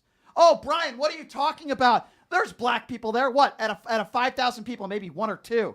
Maybe Tim Scott. I mean, these are Klan rallies. And the fact that the Tim Scotts of the world, because there are, and he has, think that this is, not that it's okay, but they just sweep it under the rug. Like, we're moving on to the next. Yeah, he's still great. Like, we're just moving on to the next. And they don't address it for what it is. Yeah, no, you're 100% right. Joseph, thank you so much for the phone call. Appreciate you. Thank you. 702-221-7283. Let's go to Melvin, who's next up on Pushing the Limits. Hi, Melvin. Hi, Melvin. Yes, how you doing, man? How y'all doing? Good. Yeah, what people not seeing is hate has always been in this country. It never left. We suppressed it because people were losing their jobs and things because they would go out and do all this hate. But when Obama became president and Trump was in the picture, it all was coming out now. Him as president gave them the permission to beat these haters that they always have been. It ain't never left. It was just suppressed. Now he gave them as president the right to be a hate monger and call these people that animals and everything. When I was looking, I'm a former soldier. You know, Thank you for your what service. makes me so mad about him? I served in the Gulf War. I lost one of my best friends over there, which was a white guy. I'm not what you call. Name was Cut. Me and him was like this here, and he got killed over there in the Gulf War. Oh, I'm so and sorry. for Trump to call soldiers that got killed in war, for them to call them losers, man, my stomach just turned. No People veteran like you. or anybody ever served in the military ever support this man again in life. So let me add this. Let me say it again. Thank you so much for your service. You're a hero. And I can't imagine how angry somebody like you must have been, because it got my blood boiling. What would you say to people out there, and so many MAGA supporters or the Elon Musks of the world, who say, we don't want to look towards the past. We just want to move on and talk about the future. You know, they don't want to talk about, racism or systemic racism. Many of these people don't even believe systemic racism exists. Tucker Carlson, the idea of white supremacy is a hoax. What would you say to those people? They're lying to themselves. They know it's there. It's just their way of saying it's not happening. You see, when you for something, it's easy to tell. A lie is nothing to tell. It's like a pair of lips. My lip will let me tell any lie I want to tell, and make myself believe it. And that's what they're doing. And they're deep in their hearts, and they're created in God's image, like me and you. They know that they got this part in their heart where they. Okay, I'm going to ask you another one. Here we go. What would you say to a Candace Owens or a Larry Elder or a Leo Terrell, or frankly any black person in this country that says Trump is great for black people and he's the choice? What would you say to them? I would say they lost their way. They forgot. I'm from Arkansas. I was when I was coming up 5 or 6 years old, I had to get off the sidewalk, and I don't have anything, no hatred in my heart for any other race. I would get off the sidewalk when a white lady walked down the sidewalk. Yeah. So they forgot which they came. Yeah. You see what I'm saying? They never experienced hatred. Or they didn't have to deal with any of that. Let me tell you something. Let me tell you something in closing here. It's not, people like Donald Trump like to use the term patriot. People on the far right want to use that loosely. Let me tell you who the real patriots are. People like you. People who serve this country, who risk your life. You've lost friends. You put it all out on the line. And that shouldn't matter what your political affiliation is. Listen, I dislike Ron DeSantis to a T. I can't stand the man. But you know what? I respect his service to this country, okay? His service to this country is patriotism. I don't like him personally, but these idiots on the far right that throw out this word patriot because you have a MAGA flag on the back of your pickup truck or whatever it is, that somehow that makes you a patriot. No, it doesn't. In my opinion, if you have imagery of Joe Biden in the back of your pickup truck hogtied, or you have the MAGA paraphernalia, it makes you an idiot and a cultist. You are the patriot, sir. You are the true hero.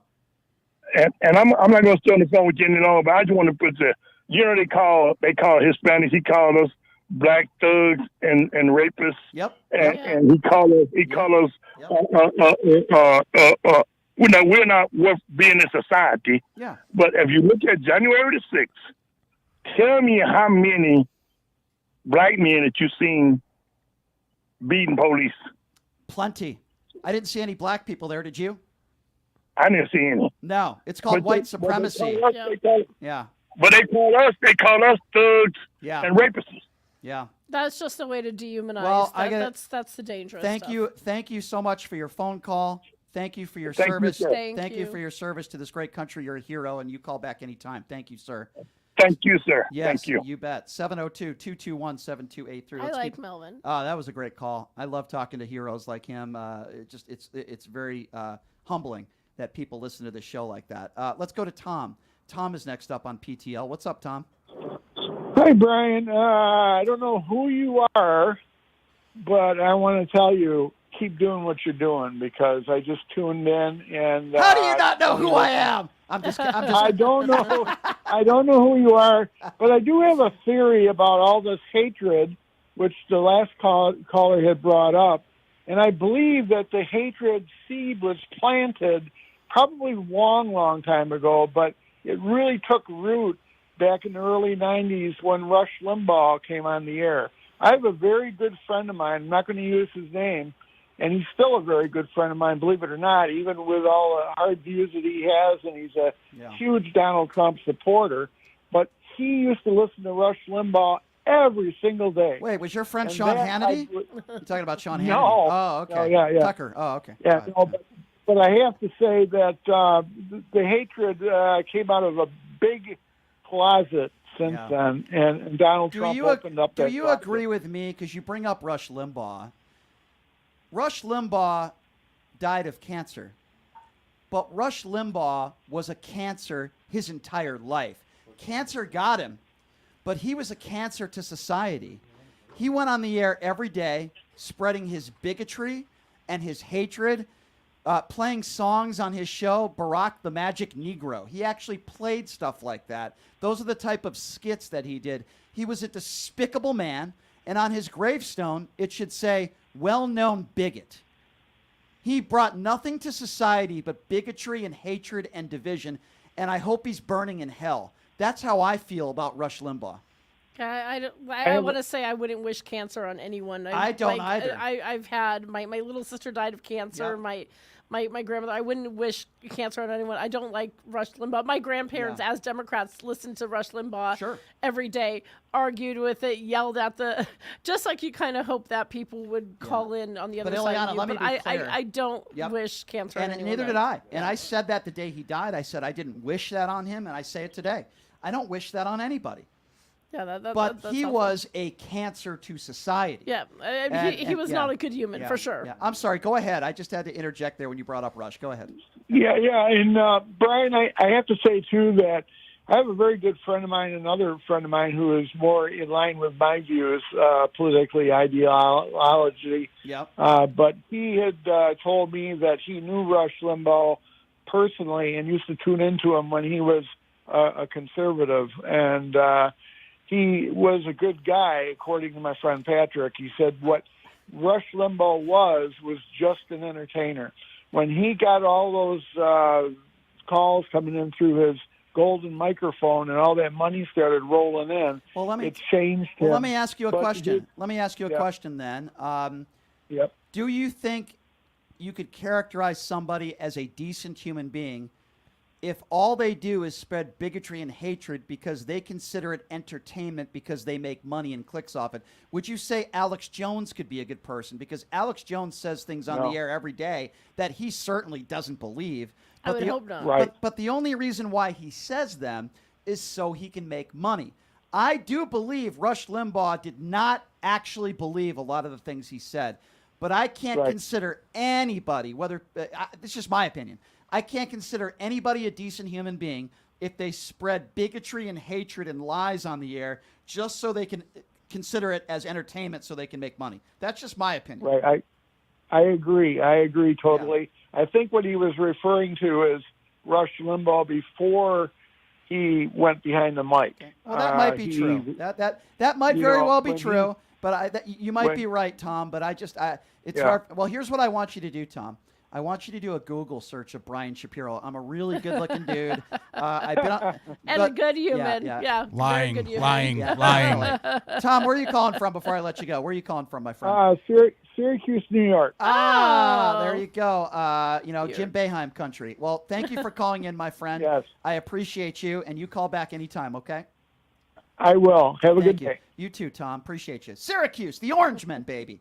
Jerry McNamara. Nobody remembers him. Isn't it sad that there is so many that like say the Rush Limbaughs of the world and the on the far right, that they don't really believe what they're saying, but how many of their listeners do.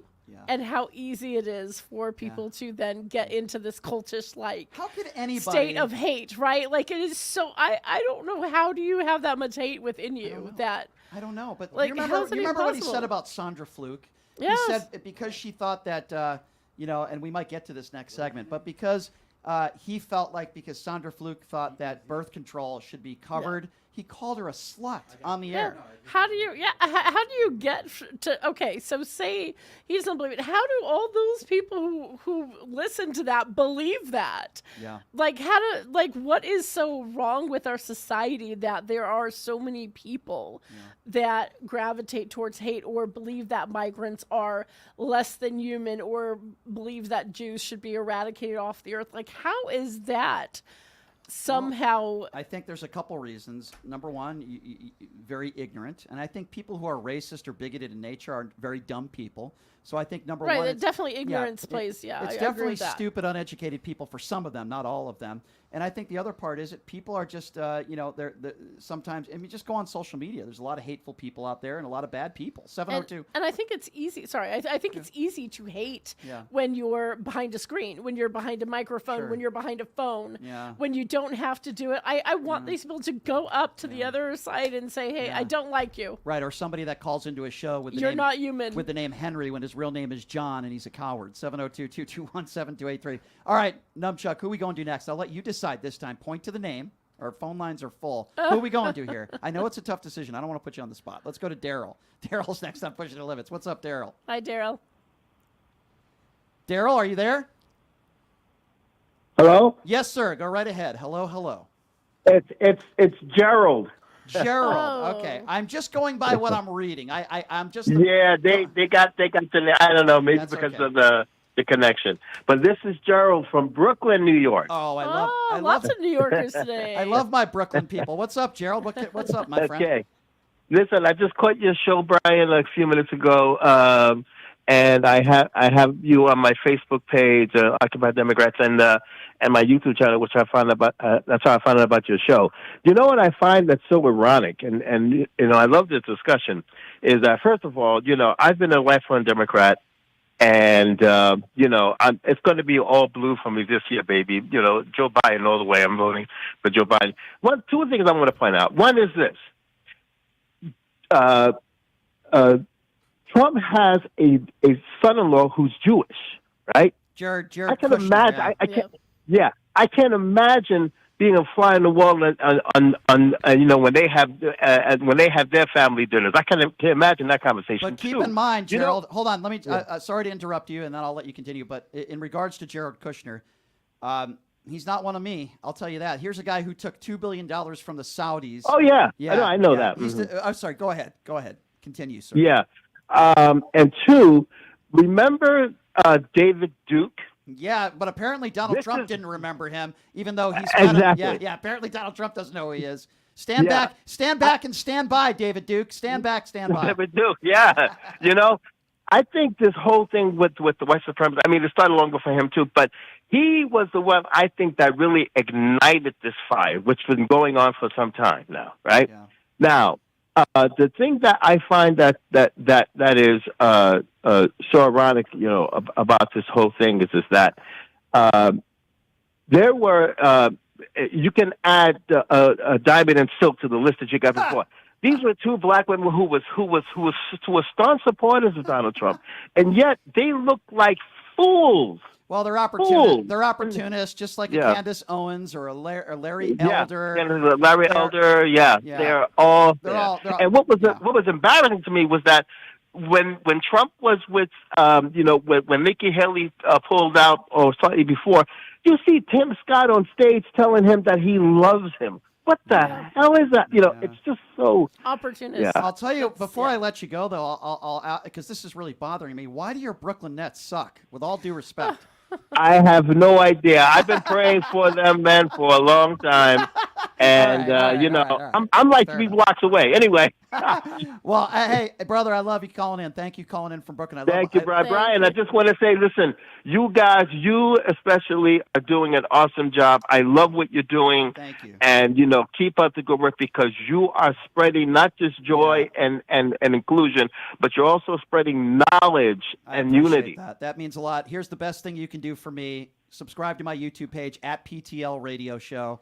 Spread the word about my page. Spread the word about the show. That's the best thing you can do for me, and I appreciate people like you out there in Brooklyn. Thank you for calling in. Appreciate you. You're welcome. Thank you. 702-221-7283. All right, I'm going to let Justin made a really good pick on that call. It was a good call. Love New York. Yeah, the check is coming his way. Let's go to Tammy's next. What's up, Tammy?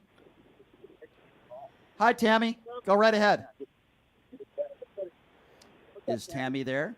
Hello. Yes, I'm here. Okay, go right ahead, Tammy. Go right ahead. Let me get rid of the play. Yes, I'm here. Yes, we got a little bit of a delay. That's when that's because when the MAGA callers call in and they say something stupid, either I'm going to pod them down or we'll just that's why we have a little bit of a delay. Go ahead, Tammy.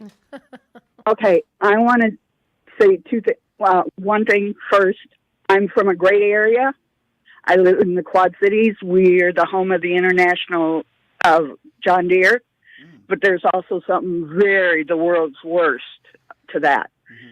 I live where Carrie Lake was born. Oh, that makes me want to vomit.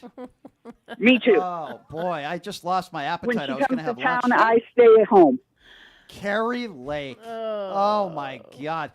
What an imbecile. First of all, she used to be a news reporter. What's up with the music? Yeah. What's up with the music, Numchuck? What is that? Carrie Lake was born. No. Oh, okay. Yeah. Gotcha. Is she still saying that the election was stolen, right? And she won in Arizona? I have no idea. Yes, she's yes. Before 45 got in there, I hated politics. Yeah. She looks like an actress from those Skinamax movies that are on at like 2:00 in the morning. I don't know. Maybe yeah, I don't know. Agree. The bottom line here is this: the Carrie Lake. So Numchuck liked that joke because he watches Skinamax. The jokes. But aside, she's an election denier. She's an imbecile. She's a threat to our democracy. Thank God she's 0-2. She better be 0-3. Can you imagine if she becomes an elected official? Carrie Lake. Can you imagine? My head hurts from that. Donald Trump wearing a skirt. That's who Carrie Lake is. I mean, I think that's Marjorie Taylor Greene. Oh, okay, So we need a new one for Lake. I put them. No, Marjorie Taylor Greene's three-toe green. Ooh. I don't know what my nickname would be for Carrie Lake, but I know she's an imbecile. Yeah, that would be scary. I wanted to come in and say something about the disability crap going on. Yes. I worked for an agency in my area that I took care of developmentally disabled people for 14 years. Well, good. God bless you for doing that. The nanosecond 45 said something about that handy-capable reporter. Yeah. He became no more than dog crap to me. So I agree. I think there's a lot of examples we can give. But Donald Trump has also made statements, according to General Miley and so many other generals around him, that he's made statements about disabled veterans, those who have lost their arms, those who have lost their legs, that he didn't want to be seen for with me. them. For me and you. Yeah. He's like a child. Yeah, Like, that's a child bully. I don't even think a child would talk like that. It's so bad. But I hear what you're saying. But it's like, Donald Trump doesn't understand what it's like to fight for something other than himself. He doesn't know what it's like. For 14 years, I advocated for people. They became my family. Well, you sound like a lovely lady, and quite frankly, you're the type of person that I want running for office. You're the type of person that I want representing me, not some... I'm too old for that crap now. Well, hey... I graduated when Chuck Grassley, because he's right across the river from me, when Chuck Grassley became congressperson. Right. Senator, whatever he is. Yeah. Well... I graduated from high school. Wow, that's something else. Well, I appreciate you listening to the show and calling in, and you call back anytime, okay? Thank you, dear. Okay, have a great day. You too. Take a few more calls, then we got to take a break. 702-221-7283. Let's go to Matt. Matt is next up on Pushing the Limits. Hello, Matt. Hey, Brian. How's it going today? Good. What's on your mind, Matt? So, a big fan of the show, first time caller. I actually found you guys through TikTok clips and nice. found the show that way. I've been deep into this like you for a long time, and I, like everybody, have a lot of Trump supporters and my family and people I work with, and I'm always trying to think of what's the most compelling argument against Trump, right? And even if you throw away the indictments and which again I believe he's guilty of a lot of that, but even if you kind of set all that aside, all the rhetoric, all that stuff, the thing that I always come back to, and I wanted to get your perspective on this, is how many of his closest advisors say that he's not fit for office. By the way, all Republicans, Attorney General, Vice President, multiple chiefs of staff, Kelly and Mulvaney, Press Secretary, Communications Director, Defense Secretary, Chairman of Joint Chiefs, Secretary of State, National Security Advisor. If you were hiring somebody to come work for you at PTL, right, and you needed to vet them, okay, right. you would check references. It is and such a who wonderful in the world. Such a wonderful point that you just brought up. By the way, let's also add his former vice president, Mike Pence. Him. People that have flipped against him, like Meadows and Sidney Pollack and others, that have not only spoken out against him and won't support him as president, but they actually, even Anthony Scaramucci is going to be joining us on the show next week. He's a friend of mine. The Mooch is not only not supporting Trump, but he's actually campaigning for Joe Biden. Joe Walsh, who does this show all the time, staunch Republicans out there. Now, I wish there were more, but you are 150% correct. It's such a great point. Look at all the people that worked around Donald Trump that despise the man, and if they haven't flipped against him or gone to jail or filed for bankruptcy, they certainly speak out against him. You're 150% correct. And they find him dangerous. Like, that's like, go back, like, he is a danger to threat society. to democracy. And these are lifelong Republicans. These aren't deep state. These are lifelong Republicans. Trump's not really a Republican. He's crazy. a cult. Like, he's not really. Listen, a political party. You'll always have cultists. You're right. Right. I agree with what you're saying, Juliana. You're always going to have the cultists that are going to support him. You're always going to have idiots like Rudy Giuliani and a couple others, or Navarro, who's now in jail, by the way. You're always going to have those crazy lunatics like the Marjorie Taylor Greens of the world. But let me tell you something. This is something that isn't spoken publicly. I know that Murkowski and others are and Mitt Romney's spoken out, and Liz Cheney. There are dozens and dozens and dozens of more Republicans right now that are saying the exact same things that Mitt Romney says publicly, privately. But the reason why they don't say them publicly is because they're cowards without a backbone, and they care more about staying in power and guys like Ted Cruz. I mean, we had Eric Swalwell on the show a few weeks ago, and Swalwell told me a story about how Ted Cruz went into the restroom with him and gave him a high five and said, "Hey, keep on doing what you're doing, man. You're doing a great job." They're all two-faced out there, so many of them, and it's sad, but you're absolutely right. Those that have worked under Donald Trump, most of them are so far disconnected from him now, and hopefully more will continue to speak out. And let's be fair to those politicians who have to go back to their districts and face the cultists. Sure. Like, so I they face death threats as well. Like their families face death threats. I mean, it's look what he's doing to the judge, to the calling out the judge's daughter. Like, all that's just so dangerous. Where are you calling from? Matt is the name, right? Where are you calling from, Matt? Yes, Matt. I'm calling from Southern California. Love it. Southern Cal. We got people calling in from the East Coast, the West Coast. Well, I appreciate you finding this show, and I keep on putting some of those TikTok videos. It's crazy. They have like 500,000 views. It's nuts. But I love getting into it with the MAGAs on TikTok. Sign up to his YouTube. At PTL Radio Show. Please sign up to my YouTube page, at PTL Radio Show. And Matt, it's good to hear from you. Thank you so much. You too, Brian. Keep doing your good work. I appreciate you. Thank you, my friend. You take care. Who do we have here? Let's go to Pez. Pez is next up on Pushing the Limits. Hello, Pez. Hey, buddy, what's going on? Now you get a call from the southern states. I'm calling you from Louisiana. I love it. And, nice. Get me some I'm barbecue. in the Big Easy. Get me some ribs. I'm in a drinking town with a tourist problem, and I just wanted to put a historic perspective on that GOP cultivation of hateful people. Think about the Lee Atwater interview years ago, when the GOP Southern strategy was exposed, whereby they were attempting to cultivate Southern racist, to turn the party, people who were normally Democrats into Republicans. All you're seeing now is they've taken that show on the road. It's not the Southern strategy; it's the USA strategy. But it's the same play. It's fear mongering, the sky's falling, and trying to scare people into believing that someone else is coming to take their stuff. And so you're just seeing a continuation of that, and Trump just plays that into that well because he's been a racist his whole life. Yeah, so unfortunately, so I agree with everything you just said. I want to ask you a question about some good Southern people in Louisiana. You know, because there are some really good, wholesome people, Christians, people that I do believe have a moral compass. They're good people, but yet they will still look you in the eye and say, oh, I can't vote for Biden. I'm going to vote for Donald Trump. How do you explain that? Like, I know these people aren't horrible people. Why? I don't understand. Why? well, listen, I think you raised a great question. That's something you can raise the question nationwide. Why do people vote against their own best interests? How did the Woodstock generation become the audience of Fox News?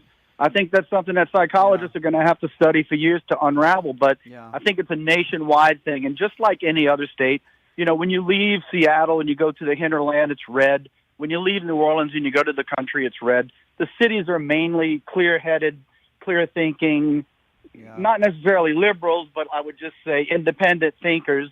But when you go out to the hinterland in the United States, you end up in those red areas, and unfortunately, racism is the undertone behind that. Just like when Obama was in the White House, I think it just drove a lot of those people nuts. But I appreciate you taking the call. I appreciate you calling in. You call in anytime, and you get some of those wholesome Christians that want to vote for a liable rapist to call me, and I have a thing or two to say to them. So thank you for calling in, my friend. I appreciate you. Louisiana, Southern Cal, Brooklyn, New York. I love the fact that we have people watching this show all over the country, and it's very humbling. 702, well, calls keep coming in. Let's keep taking them. 702-221-7283. By the way, when I say we have one of the most interactive shows in the country, this is exactly what I am talking about. There is certainly not a show in Las Vegas that even comes close to this call volume, and I would also argue nationally. So I'm very humbled by everyone that is willing to, because I want to hear all your voices that are willing to call in. Who do we go to next? Who are you pointing to? Julian? Julian, what's going on, man? What's up, Julian? Hey, Brian. How you doing? I do have to admit something. My name actually isn't Julian. I know, I'm sorry, I'm a coward. It's Julian. How dare you? That's funny. That's very funny. What's on your mind? I know, a monster. So something you were kind of talking before was just like you're talking about like how can Republicans like follow somebody who's done some things so abhorrent as Trump. And I think it's because there's like one very simple psychological trick that's been played on them that we're just like, it doesn't matter what he does, it carries into it, which is basically Republicans or Trumpers have convinced themselves they've built this character of Democrats and they think that that we just don't like Trump because he's mean and that we don't actually know anything about his policy. And of course, that's complete BS. You know what? You just reminded me of something. People that say all the time, "Oh, well, I'll take the mean tweets." Like they make it like all he does is just say some rude things on social media, and that's their excuse for voting for him. Exactly, right. And I'm sure that I listen to, and you can sit there and dissect his policy and has nothing to do. Like even if you separate, let's just say Trump was suddenly an angel. Obviously, he's not, but let's just say suddenly he was. Like he was like. A decent person, you know, you could sit there and dissect why his policies were terrible, but they built up this idea that it's all because of, you don't like him because he's mean. And so all of these other actions, these abhorrent actions he takes, just falls into that bucket. So it doesn't matter what it does.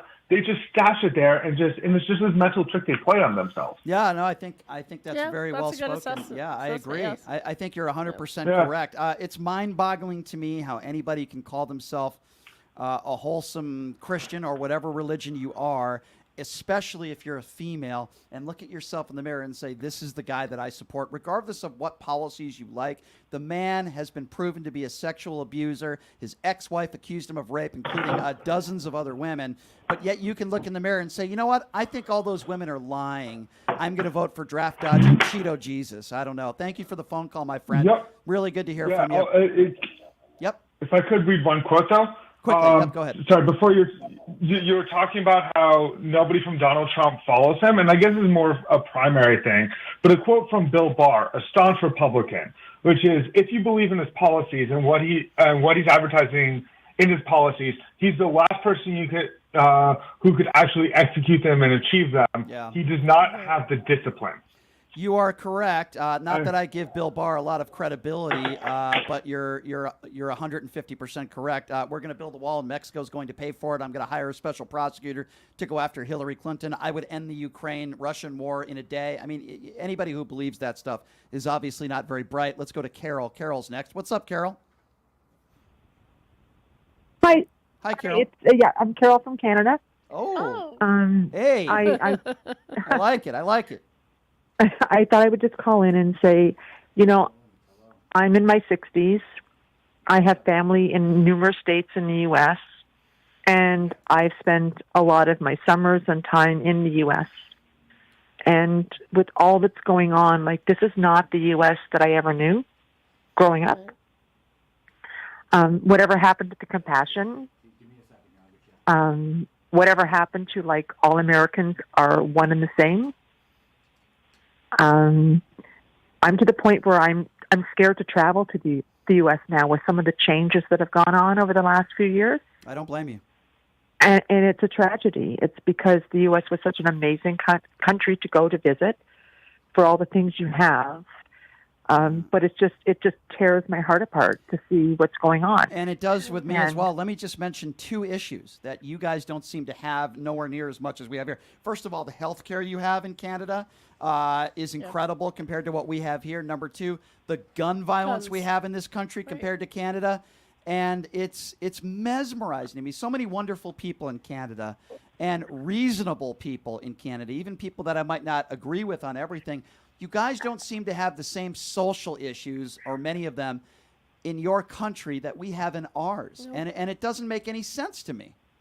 But since Trump came into power, a lot of what's going on now in Canada is directly related to Trump.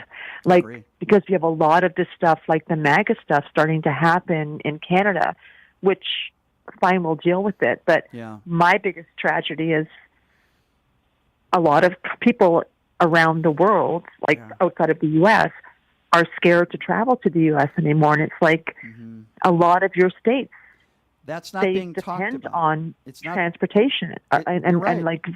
It's not being talked about enough. You bring up a very valid point. It's not being talked about enough. We see the division in this country. The world sees the division in this country. The world sees what Donald Trump has done as far as at least dividing this country, whether it be racially, talking about immigration, or it could be talking about those people as some sort of animals. I appreciate your call. I'm up against the clock. Thank you so much for calling in from Canada. We appreciate you, and we hope you call back again. Thank you so much. Good to hear from you. Who are we going to next here? Jose? Jose is next up on Pushing the Limits. Hello, Jose. Hello, Brian. This is my first time hearing you. You have very interesting talking points, and I agree with a lot of the points that you're making. Thank you. How did you find the show? Because I'm curious. Well, I follow the page Occupy Democrats and the Washington Press. By the way, I'm from McAllen, Texas, which is a border area community. Okay. So Governor Abhole is your governor. Is that correct? Yes, unfortunately. Jeez, what a jerk that guy is. I mean, I don't think I have one redeeming quality that I could bring up when it. Can I ask you a question about Texas, my friend? Yes. I remember, yes, we all remember the Uvalde, Texas shooting, right? I'm very passionate about anybody, innocent person losing their life, especially young kids. And the night of the Uvalde, Texas shooting, that same day, hours after the shooting, before they didn't even count all the dead bodies in there and the massacred children, Governor Abbott was at a campaign event raising money for his campaign, and he was counting money, didn't cancel the event. How could anybody vote for a guy like that? Anybody. Well, you would be surprised. There's a lot of Texans down here who are extremely on his side, extreme right-wing partisan sides who believe in guns should be everywhere, in everyone's hands, no restrictions, no limits. I went to a rally when Beto was running for governor, about a year ago, 2 years ago. I can't recall the year, but there was extreme right-wingers there with AR-15s right next to Beto, who, if there was no law, they probably would dare to take a shot at him. There was no law preventing it. That's scary. I don't know if I ever told this story on the air. I might have. I don't remember, but I'm going to tell it to Ileana and tell it to you as well. A couple months after I lost my sister last year, Beto O'Rourke called me, and we had about a 30 to 45-minute conversation. And he had told me the story about how he lost his sister, and he wanted to hear my story about my sister, Laura. And we had such a, emotional but a nice conversation. And I always liked Beto. I always liked him. Me too. Always. If I had the opportunity to vote for him, I absolutely would. But I came to realize how compassionate of a human being he is and how much he cared. And it's he would have been such a wonderful governor of Texas, such a wonderful governor. And I was so humbled. Just the fact that he was willing to listen to me talk about my sister. And he's just such a wonderful and a great man. And he needs to get back into office somehow, some way, because he's got a lot of great ideas and he's so compassionate. We need more people like that in office. Yes. If I could make one final point, would be I think that the 2024 November election is going to be very important for Americans across, not just the U.S., but across the world and for people across the world. But I think that listening to Michael Moore, who runs the podcast called on YouTube, I think that he does bring up some good points that President Biden should really take a closer look at, funding the murder of innocent people, like in Israel, specifically in Gaza. Yeah. Because it could really impact his chances in the November election. Joe Biden isn't. I appreciate your call, and I'm glad you brought that up. Joe Biden is in a very difficult spot right now with Benjamin Netanyahu, and we saw what happened with the 6 individuals in Gaza that were just there to help. Yeah, 7, And Joe Biden's in a very difficult spot. I will say this. I'm very disappointed in Matthew McConaughey. I know he's not a lawmaker. I like Matthew McConaughey. I think his heart, he comes from the right place. Never has he ever criticized Governor Abbott. I know he comes from a very Republican family, and I appreciate his compassion. But when you're going to go to the White House and you're going to make a compassionate speech like that, why don't you call out the people that are responsible? Matthew, they're not Democrats. They're the Republicans who are running your state. The Republicans who are running this country. And Matthew McConaughey wants to play both sides. Hey, buddy, you're a very famous actor, okay? I like what you do. I think you're a good person. You come from the right place. Why don't you start criticizing the real people that make it easier for bad people to get their hands on guns? And Matthew McConaughey won't do that. And that's frustrating to me. I like Matthew McConaughey. Won't hear him say anything negative about Governor Abbott. I don't want to hear him then. I don't want to hear him. You can bang the table, and you could show the shoes of a young girl who was massacred. I believe he cares. I really do. But why is this happening in our country? Why? Why don't you ever talk about that, Matthew? And why don't you talk about the people that make it easier for bad guys to get their hands on guns? He won't do that. He won't do that. But I do like Matthew McConaughey. I like him. He's a great actor. The weapons ban. That's not a hard thing to put into place. But we know that mass shootings were lower when that was put into place. So that's not a hard position to come right out and say this is we should institute this again. That's what I would ask it him. Worked. That's what I would ask him. I would ask him, be like, why don't you ever talk about some of the policies that should be implemented? He makes generalizations.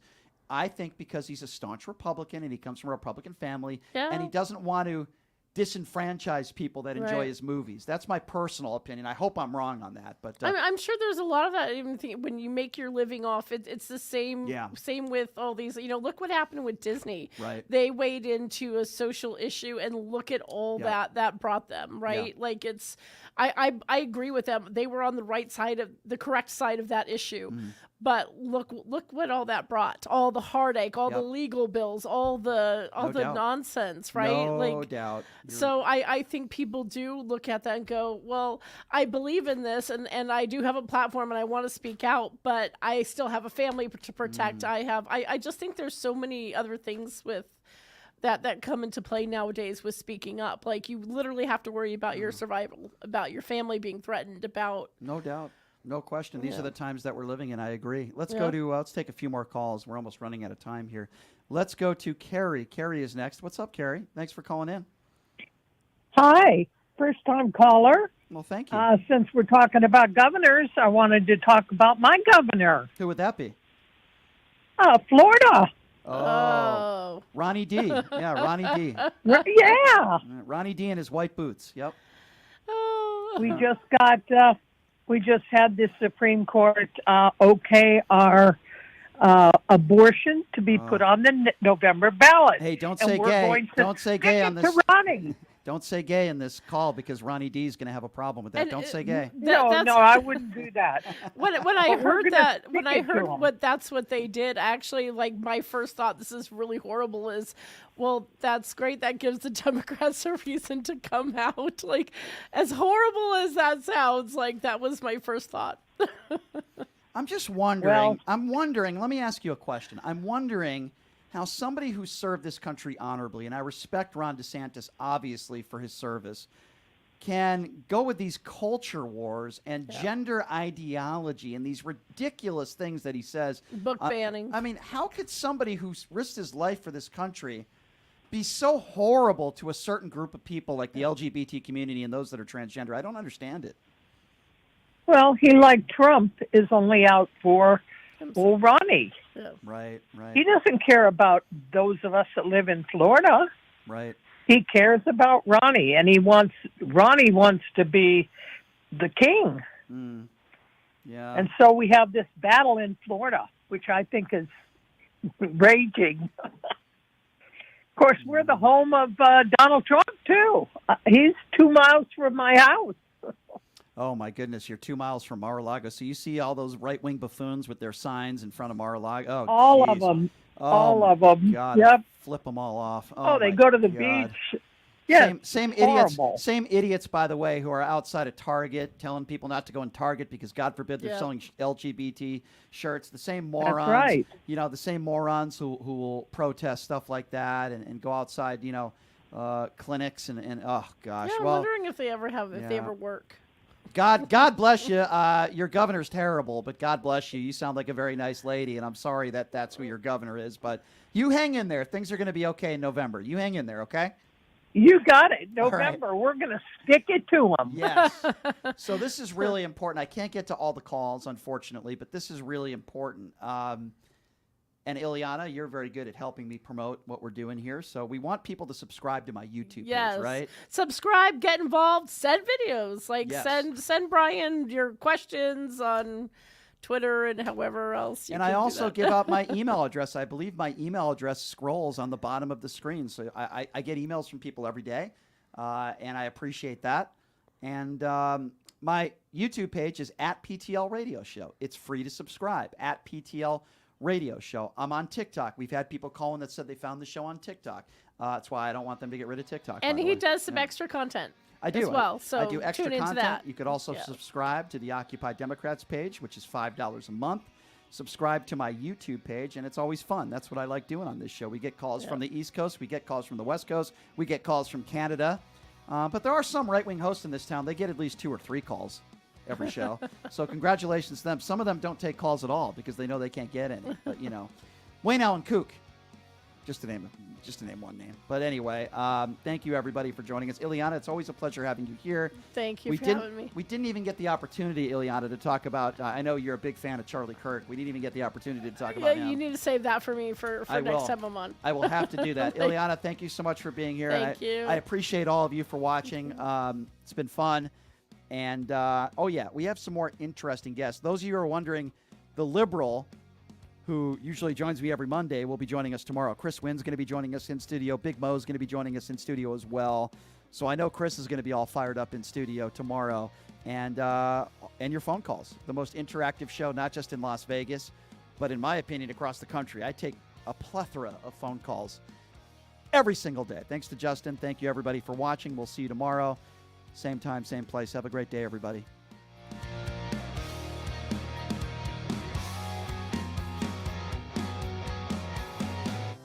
Did you know that 99% of air conditioning issues start with airflow issues? Well, guess what? Pioneer Air has your back. They've been operating for 20 years in the industry